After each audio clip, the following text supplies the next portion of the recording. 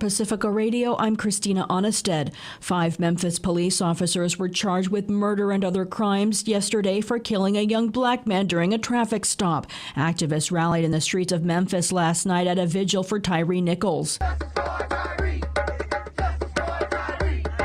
Authorities are expected to release body cam footage of what's been widely deplored as a brutal assault today, and city officials are bracing for mass outrage. Tyree's mother appealed for calm last night. Eileen Alfandary has more. A grand jury in Shelby County, Tennessee, handed up indictments against the 5 fired Memphis police officers, all of whom are black. Shelby County District Attorney Steve Mulroy announced the charges. Second-degree murder, aggravated assault, aggravated kidnapping resulting in bodily injury, aggravated kidnapping involving the possession of a weapon. The director of the Tennessee Bureau of Investigation, David Roush, says he's seen the video too. He called the officers' actions criminal. And I'm grieved. I've seen the video, and as DA Mulroy stated, you will too. In a word, it's absolutely appalling. The 5 former officers have all been taken into custody.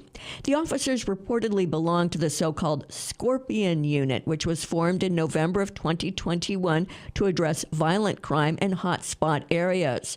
Another young black man said he was violently stopped by the Scorpion Unit in unmarked cars when he was catching a ride with a friend. Cornell McKinney told WREG-TV that, quote, "All I heard is freeze, get out the car, put your MF hands up before I blow your heads off."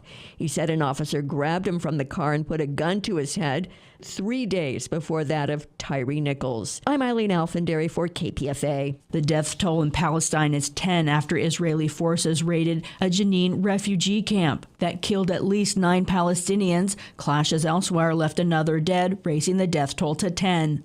Gaza militants then fired rockets and Israel carried out airstrikes overnight. Palestinians have described it as a massacre. Rami Al-Magari reports from Gaza. Dr. Wissam Bakr is director of Jenin's government-run hospital, says Israeli forces shot tear gas at the hospital's children's pediatric ward. They had shot tear gas grenades towards the hospital, especially the pediatric department. We were able to transfer pediatric patients to a safer part of the hospital. Yet, as people gathered around the hospital, a young man was shot dead in the head. Another child beside him was shot wounded in the eye. The injured at the hospital have wounds, critical wounds in the abdomen, the head, and the arteries. We had to bring some more medical staff from other hospitals nearby.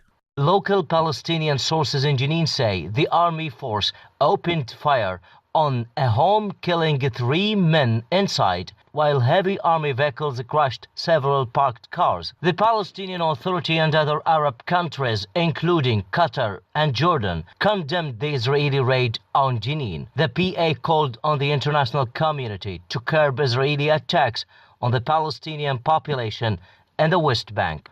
I am Rami Al-Magari in Gaza. A farm worker charged in the killings of 7 current and former co-workers at 2 Half Moon Bay mushroom farms has admitted during a jailhouse interview that he committed the fatal shootings. Chun-Li Zhao told KNTV he wasn't in his right mind when he entered a mushroom farm where he worked in Half Moon Bay and shot and killed 4 people and seriously wounded a 5th. Prosecutors say he then drove to a nearby farm where he worked previously, killing 3 more people.